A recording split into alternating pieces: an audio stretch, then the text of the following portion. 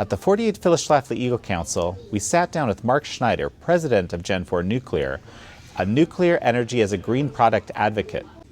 Mark Schneider, excellent to have you on American Thought Leaders. Thanks for having me. So Mark, you know, your title of your talk caught my eye. You're basically saying that nuclear energy is green. I'm going to get you to tell me about that in a sec. My father was actually a nuclear engineer. I'm not a big nuclear guy. But I always kept thinking, you know, gosh, there's this waste that comes out that basically lasts forever. And I was someone that liked the idea of green, right? And I just couldn't imagine how nuclear would work in this context, even though, you know, of course I was positively predisposed to it. So tell me, what you're talking about is that that nuclear is actually the green solution. Right? Yeah, actually it is. And you know, the concerns about waste, and that's probably the number one concern I get from people, is that waste is actually fuel. You know, in a reactor's life, we actually only use about 2 to 3% of what's nuclear fuel in it because of our inefficient designs. If we use the new generation nuclear designs, they're actually designed to be safe from meltdown, and many of them can consume nuclear waste for the power. So whereas the current nuclear, every time we put the fuel in, we have waste that comes out. In these new nuclear reactors, I can take the waste from these old sites, I could put it in this reactor, and then what we have is we have a waste that comes out, but that waste, I'm just use arbitrary numbers here. Say I have 100 tons of nuclear fuel that goes in, I take 100 tons out, 60 tons of it is already not waste. I can take that and just throw it away. It's not radioactive, it's not going to be a problem. I got 40 tons left over. 25 tons of it can be used by industry and by the medical community for, you know, radio medicine, for, you know, there's something called radiography, which is like these super powerful x-rays to check like fire protection pipings in hotels like we're in. You know, so there's uses for it outside of, you know, just being waste. And then we got 15% that's waste, but instead of lasting 100,000, 200,000 years like it currently does, it lasts up to 300 years, and only about, say, 1 to 2 tons is going to last 300 years, right? So I've taken 100 tons of waste and reduced it down to 1 or 2 tons that's going to have a long-term effect that we have to manage. Oh, and there's potential to take those isotopes, that waste, and make nuclear batteries that would last for 300 years. So let me get this straight. Okay, you're telling me that, one, we have the fuel in the form of nuclear waste, and two, your energy generation process actually gets rid of that waste way faster than normally would be. And on top of that, you're having a tiny, tiny bit of waste in the end result, relatively speaking. This is what you're saying. That's exactly what I'm saying. So does this technology exist? It does. And I mean, it's funny, it's existed for a long time. In fact, the very first power generating reactor in the United States was called EBR-1, Experimental Breeder Reactor 1, and it ran off of plutonium, which was generated from uranium, that's what the waste is it's a little bit of plutonium and a lot of uranium. And if we use that same type of reactor, we could do that. There's other, you know, there was a reactor called the molten salt reactor, which can also use this. There's different types of reactors out there other than the current, we call them light water reactors, but that's all we have in the US are these light water reactors that are very inefficient, that produce a lot of waste. But if we use these new generation reactors, which are really, we've proven them all, we know they work, we could easily basically consume all this material. Isn't plutonium what you use to make nuclear bombs? It is, but you have to have a special reactor designed to breed that plutonium in a special manner. All the reactors that we have that make power, the plutonium the plutonium's been in there for too long, so it's terrible bomb material. It's bad for bombs, not useful. You have to have special reactors to do that. They were all out in Washington State at a U.S. facility. I see. And so that plutonium, if it's in there for at least 6 months, it's no longer useful. And the Russians actually have a reactor called the BN-800. And that reactor took plutonium-grade nuclear materials, and it's running off of it. It's been running long enough that stuff is no longer useful for bombs. So Russia's actually reduced their weapon stockpile by using nuclear weapons. By creating energy. By creating energy. Right. Oh, very interesting. But no danger of this blowing. No, there's no. I mean, well, these new designs, no, they're safe from meltdown. So. Okay. You know, when people think of nuclear energy, they're imagining that somehow the nuclear reactor is somehow similar to an actual nuclear bomb. When they hear, yeah. Yeah. So, you know, if you think about Fukushima and you think about Chernobyl, those were two events where there were explosions that happened, and those explosions were related to water, right? They were water-cooled reactors, and at Chernobyl it was a steam explosion. They overpowered their reactor. It got so hot that it flashed all the water into steam and it exploded. That was the explosion at Chernobyl, and then at Fukushima, when they lost their cooling, the reactor core heated up, that the steam in the area actually oxidized and created hydrogen. And so there were hydrogen gas explosions because the water was in contact with the fuel materials, or the water actually caused the explosion. So with the new generation reactors, you're going away from water. You're going to, say, molten lead, you're going to molten salts, you're going to gas cooled. So you can't have any of those things exist because you don't have water involved in the cooling of the fuel itself. I see, but there has to be some other potential hazard, right? I mean, it sounds too good to be true. Well, there are other hazards, yes, but they're primarily more with the engineering aspect. Okay. Like with a lead-cooled reactor, if the lead solidifies and it expands, it may cause damage to the components, which is why they don't like doing it. Or there's some plating chemistry stuff that exists, but there's a company out in, and I believe in Belgium, that has solved that, where Okay. they've figured out metallurgy. So a lot of this is stuff that we haven't done, or that we need to figure out. And a lot of it is why the U.S. chose these light water reactors goes to the United States Navy. Okay. So the United States Navy had a man by the name of Hyman G. Rickover, that was the father of the nuclear navy, and he greatly influenced the way the U.S. does nuclear power. So he chose basically that the U.S. would use these light water reactors instead of going to these other designs. So these have been around for a while. Is that what you're saying? Oh, yeah, have okay. been. Yeah. So the U.S. actually had. So next gen isn't like designed yesterday. It's designed how long ago? So 1960s. Wow. 50s Okay. and 60s. Yeah. Fascinating. Yeah. I mean, the molten salt reactor experiment's based off the aircraft reactor experiment when the Air Force in the 50s and 60s were trying to design an engine for an aircraft to be I see, be nuclear powered. Okay. Yeah, they never got it functioning, but they did prove that the molten salt reactor could work, and then they transferred over to the molten salt reactor. So in the experiment. Navy, it's these aircraft carriers that are also using the water reactors? So the Navy, you have submarines and aircraft carriers. They are all pressurized water, light water reactors. Mm-hmm. I see. And then that influenced the energy generation as well across the country. That's correct. Interesting. Okay, so what's stopping us from dealing with our nuclear waste while generating power? So there's lots of regulations. So in the 1970s, under the Carter administration, reprocessing of spent fuel was banned. So we can't do that. The other is that there are inspection regulations that only cover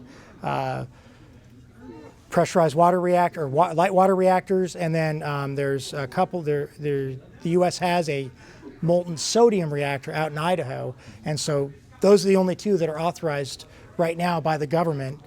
We can't use plutonium as fuel because the government says no. So there's a lot of regulations in place that are stopping this. And we don't have the experience because, the 1960s, all these engineers were in their 40s and 50s, and they're all pretty much gone at this point. So we don't have the understanding experience like we had. So a lot of it is getting up to speed, getting the reactors licensed, changing the regulations to allow them to be licensed. That's one of the big things the NRC is struggling with, is their engineers don't know how to license a molten sodium reactor, which that's what Bill Gates is working on. Right. They don't even know how to do it. So how do we prove this thing is going to be safe and provide a license? That's their big concern. All right. Well, I know you have a plan here.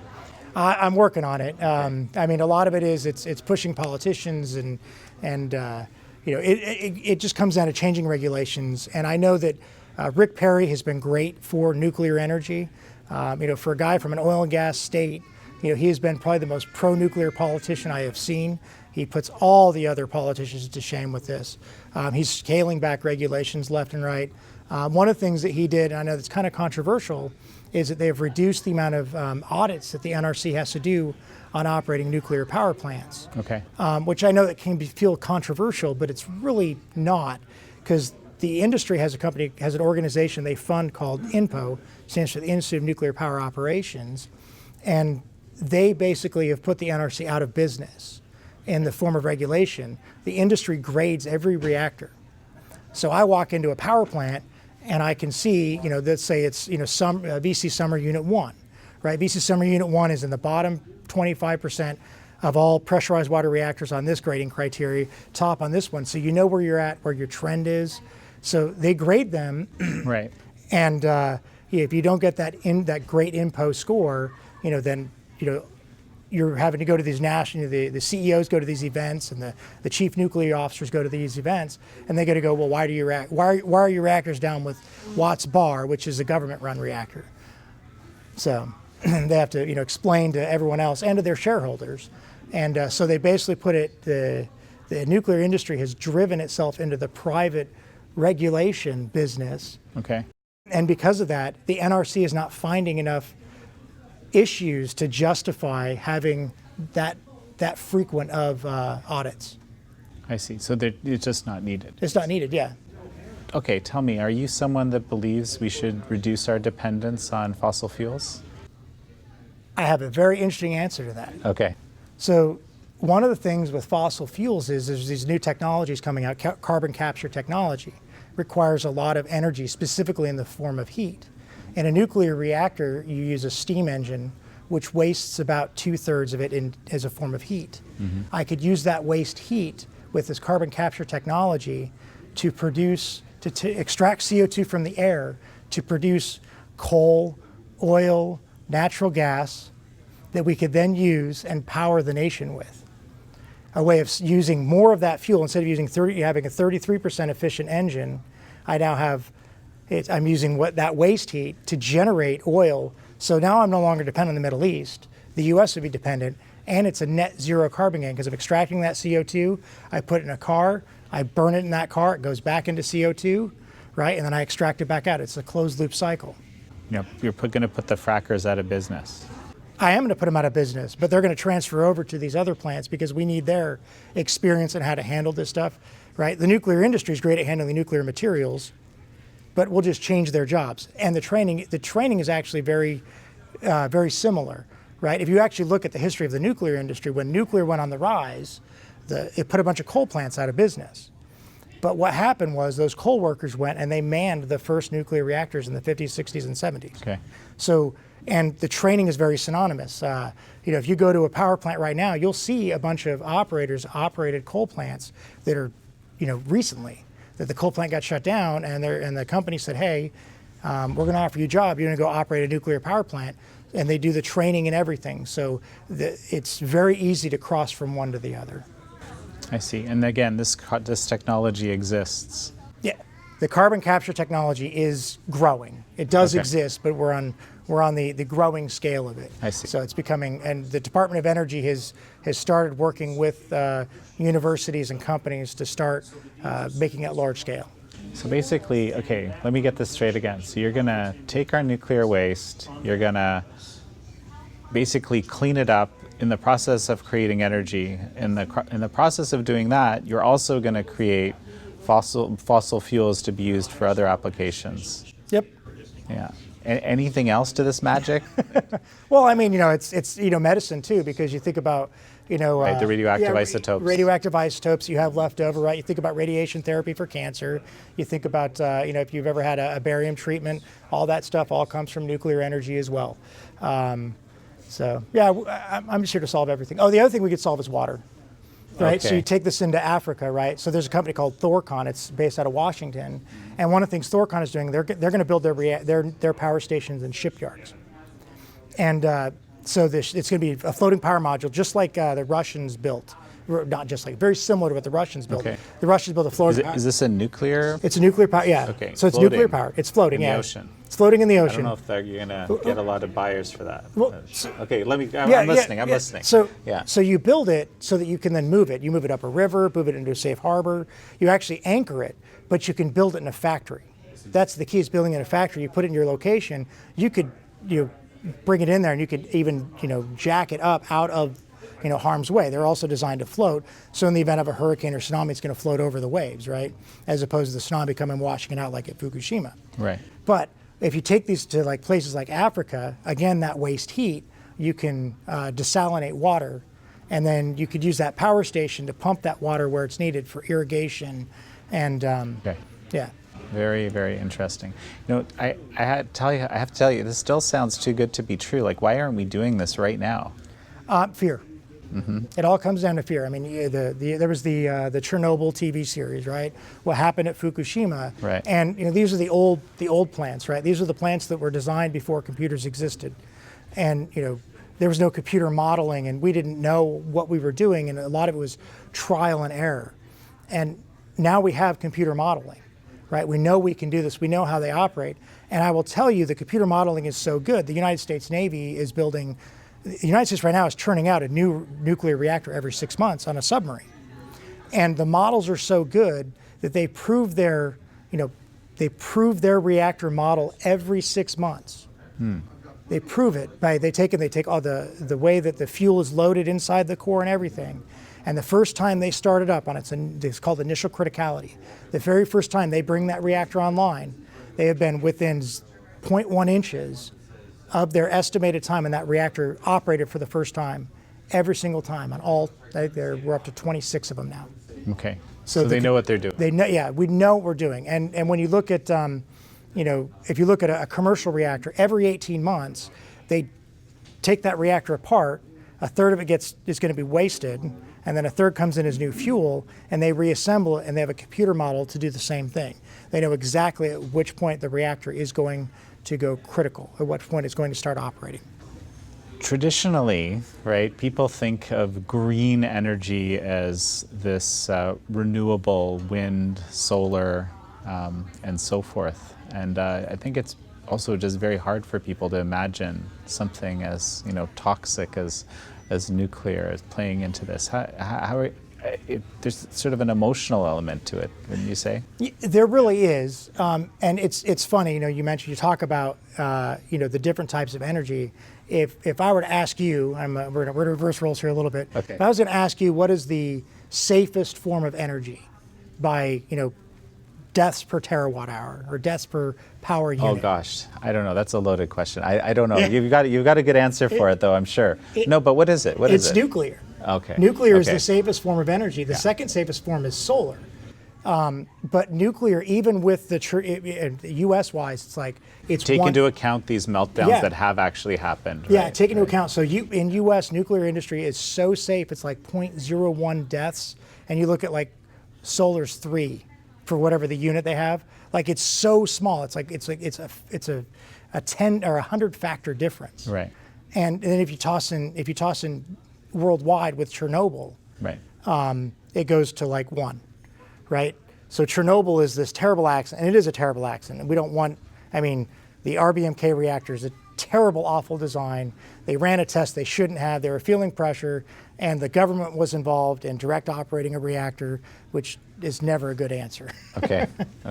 So, and it's just that basically when you have these cataclysmic failures like Chernobyl or Fukushima, that's what is on everyone's mind the moment you say the word nuclear. Absolutely, yeah. It does come down to fear. And and the other thing is I hear the word radiation all the time.